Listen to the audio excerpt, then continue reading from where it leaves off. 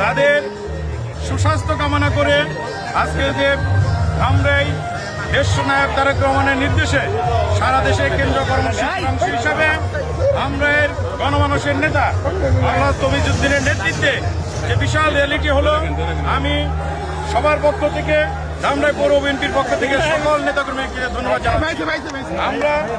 আমরা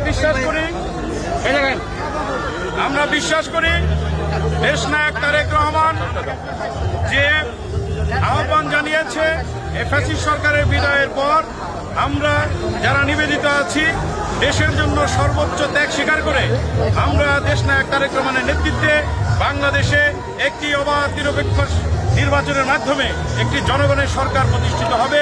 সেই প্রত্যাশায় আমরা দীর্ঘ 16 বছর যারা আন্দোলন সংগ্রামী ছিলাম, আমরা বর্তমান ইন্টারিয়াল গভর্নমেন্টের প্রধানকে আবারও স্মরণ করে দিচ্ছি যে আপনি অত দ্রুত সময়ের মধ্যে জনগণের ক্ষমতা জনগণের কাছে হস্তান্তর করুন। যেভাবে ফ্যাসিস্ট বিদায় হয়েছে, আমাদের একটি দাবি ছিল জনগণ তার মতামতের স্বাধীন সে যে সত্তা হারিয়ে ফেলেছিল সেটা ফিরে পাক।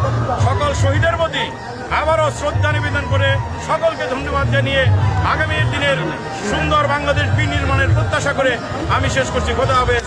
বাংলাদেশ জিন্দাবাদ।